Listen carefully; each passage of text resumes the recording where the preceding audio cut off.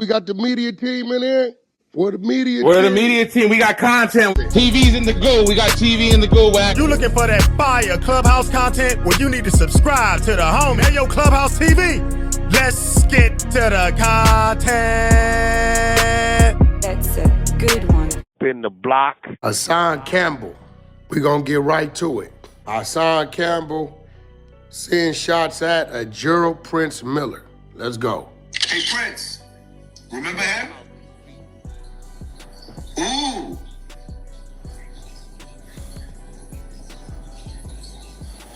When are y'all niggas gonna ask Prince about this story right here? Since you talking, you doing a world tour, and you running your mouth. We want to hear from your mouth what happened between you and Preacher. You know that dangerous, notorious nigga from Harlem? I mean, because we heard the story, and I'm not saying it's true. I'm saying I want to hear it out of your mouth. But I'm going to regurgitate what we heard. We heard you stepped the Preacher in jail, and you called Preacher a rat.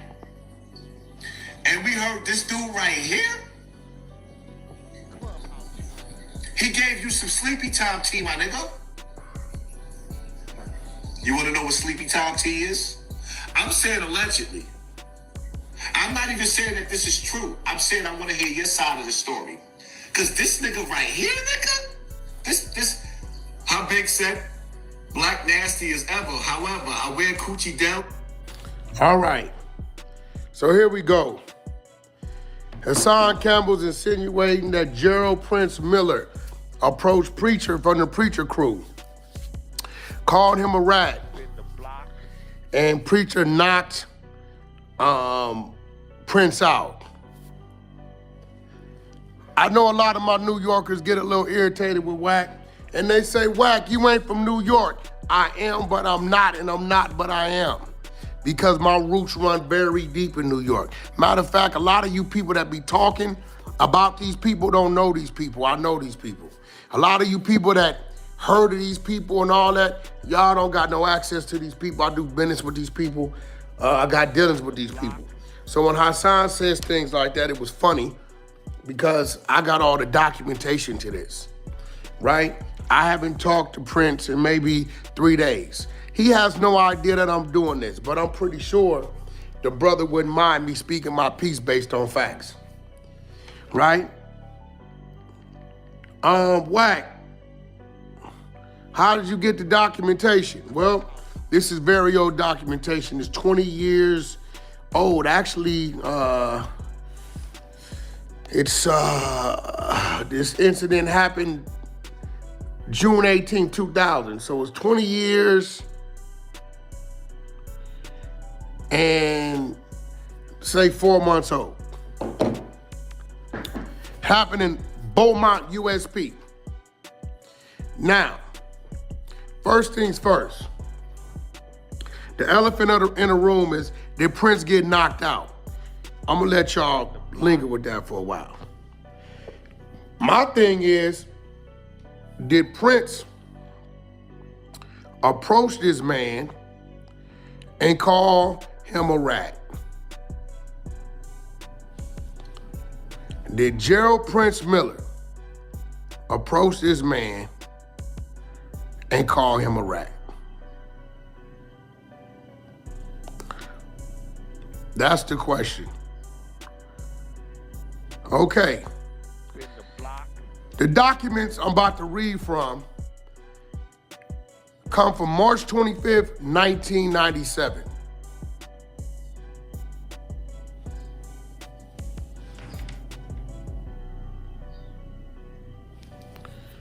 The document, I'm going to start mitigating factors as to Mr. Heatley willingly to cooperate with the government.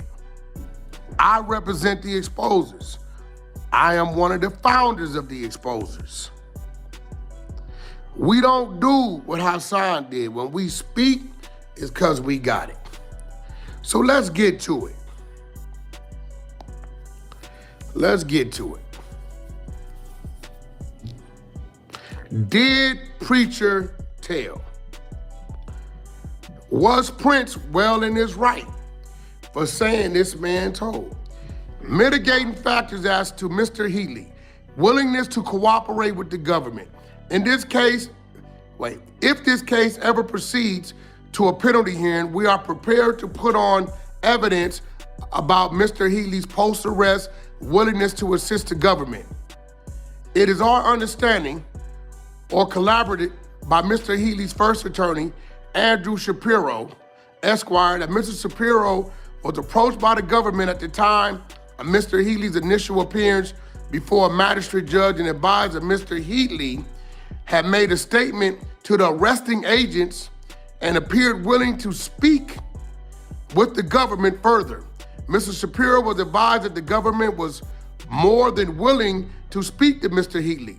Mr. Shapiro was also assured that the government was prepared to evaluate Mr. Heatley's information in an objective manner and that he would not be disqualified from cooperating with the government because of his status as the lead defendant in the indictment of that he was on.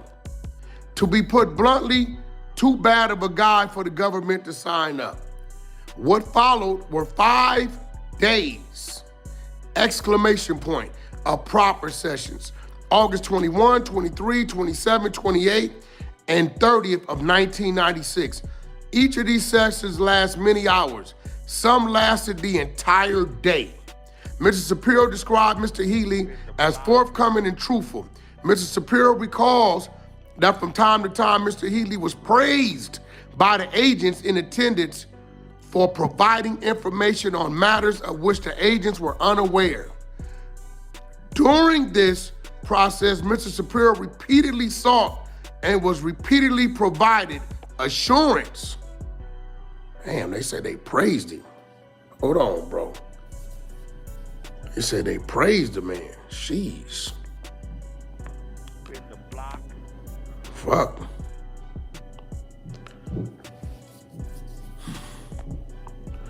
That Mr. Heatley would be judged on the basis of his information and that he was not going to be rejected as a potential cooperating witness simply because of who the government thought he was. At the end, however, Mr. Shapiro was, upon returning from a vacation, was advised that Mr. Heatley's cooperation had been rejected after he cooperated.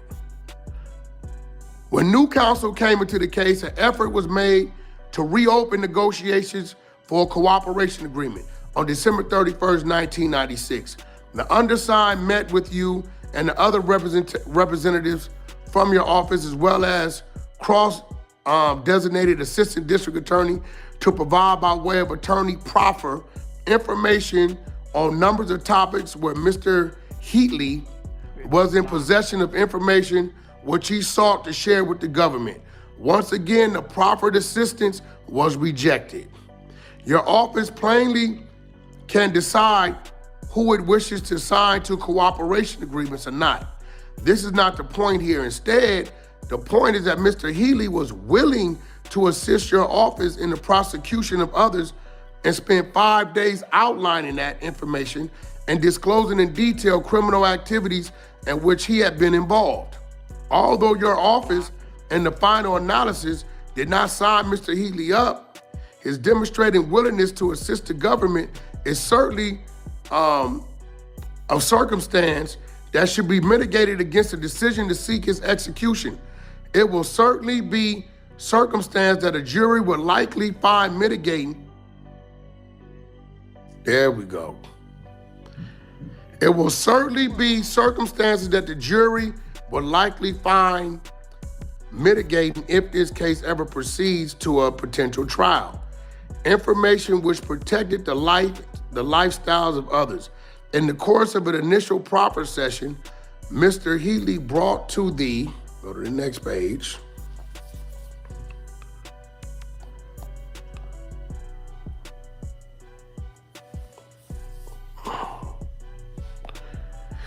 brought to the government's attention information about a plot to harm Detective J. Mayer, one of the officers working on the investigation. The information was greatly received, especially by Detective Mayer.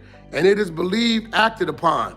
During the proffer session, Mr. Heatley also disclosed information he had learned about a plan to harm witness in an unreleased state kidnapping trial. Again, this information was received, treated as genuine and acted upon. Mr. Heatley continued to demonstrate a concern for the safety of others, even after the government advised him that his cooperation was not wanted. Specifically, on October 30 of 1996, Mr. Heatley was in a holding cell in the courthouse when he overheard a defendant in the ongoing Latin Kings prosecution discussion planned to have a female witness who had testified that day followed home from the courthouse and murdered. Once he was back at MCC, Mr. Heatley brought the information to our attention and asked what would we bring, and asked that we bring it to the immediate attention of the government. We cut short our MCC visit and contacted Richard Zabel and Steve Cohen from the payphone in the MCC lobby. We understood the steps were taken to protect the witness. On November 21st, 1996, a status conference arraignment was held in this case.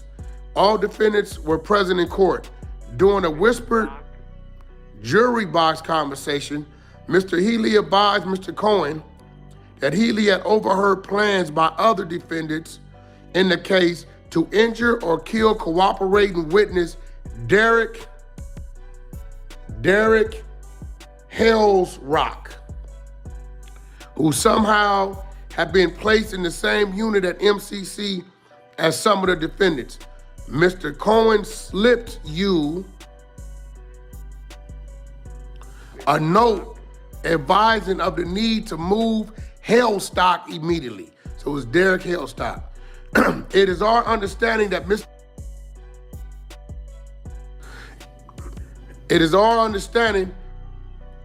Hellstock was in fact moved prior to the return of the other defendants to MCC that evening. This type of behavior on Mr. Heatley's part demonstrate aspects of characters which should mitigate against a decision by your office to seek execution. Once again, if we do get to a penalty hearing, information of this kind is quite likely to be seen as mitigated by the jury. Mr. Heatley is Preacher. I don't know Preacher. I've heard stories about Preacher, the Preacher crew. Those of you guys that have watched Paid in Full and remember the little boy getting snatched and his finger getting cut off and sent back, that was depicting some of the work of the Preacher crew. I heard they was a real savage crew, put in a lot of crazy work, a lot of horrific things. So, what we have just established is, yes, Preacher, Mr. Heatley, is definitely a cooperant.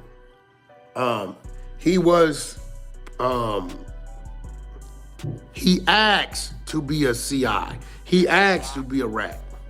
Now we know that Gerald Prince Miller didn't just approach this man out of hate because he owed him something.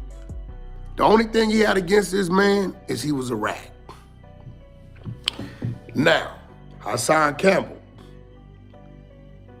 he's putting the narrative out there that this dude, Heatley, Preacher, because Prince called him a rat, knocked Prince out. And then he's slick with his wording because he says, I don't know if it's true. If you don't know if it's true, why are you saying it? Wack has that paperwork too. Straight up. This West Coast standing up for a real New Yorker. You understand what I'm saying? For a real New Yorker, right? Prince ain't never did nothing wrong. We gotta call a spade a spade. The supreme truth, available on an all-black platform. 50 Cent is even promoting it. Ain't that something? You know, I wanna see some of you bloggers who get paid off of this man's name. Go put up the link, shout it out, promote it. Until you do that, stop asking Wack why he doing what he doing. steel sharpens steel. So now that we have established that Prince did not approach Preacher under false pretense, that Preacher actually is a rat, right? What we're gonna go over now is the incident report between Prince and Preacher, with the document that Hassan Campbell is insinuating that Preacher knocked Prince out for calling him a rat. U.S. Department of Justice, institution, USP Beaumont. Name of inmate, Miller Gerald. Register number, 10766-050. Date of incident, 6/18/2000. Time of incident, 12:05 p.m. Place of incident, compound near Unit 2. Assignment, unassigned. Unit CA, cell 229. Incident, possession, manufactured weapon, dangerous chemicals, explosives, fighting with another person. Here goes the description. On June 18, 2000, at approximately 12:05 p.m., I was standing on Unit CB landing, searching inmates for contraband. While standing on the landing, I observed inmate Miller Gerald, 10766-050, and inmate Heatley Clarence, 39015-054, began to attack each other with homemade knives. I then pressed my body alarm and reported that 2 inmates were fighting with weapons. I ordered both inmates to stop fighting and to get down on the ground. Both inmates continued to try to stab each other and did not stop fighting until a large number of staff arrived on the scene. These inmates were taken in restraints and escorted to the office. Hassan, nobody knocked nobody out. They stabbed each other up. Prince, because of the snitching, took off on Preacher. Prince is a real little dude. Prince might be 160 pounds. Preacher, very big dude. And again, Prince didn't get knocked out. He took off. Hassan, I know you got an issue with the Supreme Team because they issued you a lawsuit, $3 million. I called you the other day and said, hey bro, you may want to do your research, because if they're saying that whatever's supposed to happen with a baby mother, there was an arrest made, hire a PI to go pull the arrest. And if there was an arrest made, then the things you're saying is not slander. It's just facts off a document. But what you can't do, Hassan, is you can't go on a mission to just create stuff. I see you tried to cover yourself, but you put it out there as if, did Prince get knocked out? That's what it was designed to do. Again, I haven't spoken to Prince in a couple days. Pretty sure we'll speak today or tomorrow by the weekend. But nevertheless, New York, I'm reporting live from the 118 freeway in good old Pacoima, California, a city within the LA County region, and direct all the way to the Bruckner, the West Side Highway, and the LIE. There you have it. Prince was well in his right to accuse Preacher for ratting because we got the documents.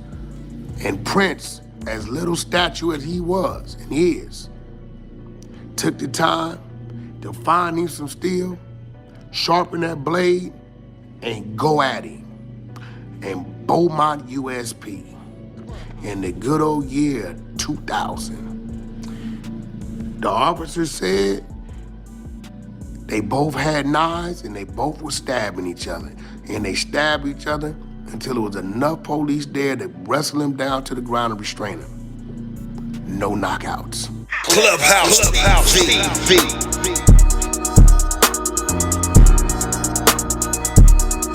Clubhouse TV. Clubhouse TV. What's going down, YouTube? It's Clubhouse TV. Back with another one, man. This is where we keep it real, raw, and unfiltered. And of course, man, I appreciate y'all checking back in and checking out the content, man. And as y'all heard, Wack100 reacted to Hassan Campbell dropping a bombshell claiming that Gerald Prince Miller got knocked out by none other than Clarence Preacher Heatley. Yeah, you heard that right. And this one's definitely got the internet and the streets talking. So for those that don't know, Hassan Campbell's been going in lately, calling out a lot of street legends and exposing stories from the old school Harlem underworld. But when he said Prince Miller, the man tied to the Supreme Team, got laid out by Preacher, that shook up the game, because these two names, Prince and Preacher, are legends in their own right. Now Hassan saying Prince caught a knockout from Preacher, that's like rewriting a whole chapter of street history. And you already know, Wack went live like he always does, and you could tell he wasn't letting that slide without speaking on it. He said straight up, man, that's a heavy claim. You can't just throw that out there unless you got the facts and the witnesses. He basically challenged Hassan to show proof, because this ain't just some regular rumor. This is mob era New York talk. Now Wack's energy was like, if Hassan gonna say it, he better stand on it. And that's why this whole situation blew up. It's the clash between old street legends and new digital creations like Hassan, who got no problem exposing whatever's behind the curtain. Now here's where it gets deep. If what Hassan says is true, that changes how a lot of folks would see Prince. But if it's false, it's one of the biggest defamation moves in street storytelling history. Either way, Wack's reaction proves one thing: the streets and social media ain't separated no more. Every time Hassan speaks, the real ones tune in. And every time Wack reacts, Clubhouse TV breaks it down. Y'all let me know what y'all think about the comments in the comments. Do y'all believe Hassan's story about Prince Miller and Preacher Heatley? Or is this another internet reach? Don't forget to like, share, comment, and subscribe. Hit that notification bell so you're always notified when I drop new content. Subscribe to the media team so you get that exclusive Wack100 content. Any questions, suggestions, need me to advertise for you on my channel with over 45,000 subscribers, just get at me on IG and I'll get right back to you. I appreciate y'all for checking out Clubhouse TV. Make sure y'all stay tuned in, because Clubhouse TV got all the heat when it drops. And of course, like I said, I appreciate y'all. And thank y'all for checking out Clubhouse TV. And I'll see y'all on the next one. I'm out, y'all. Peace.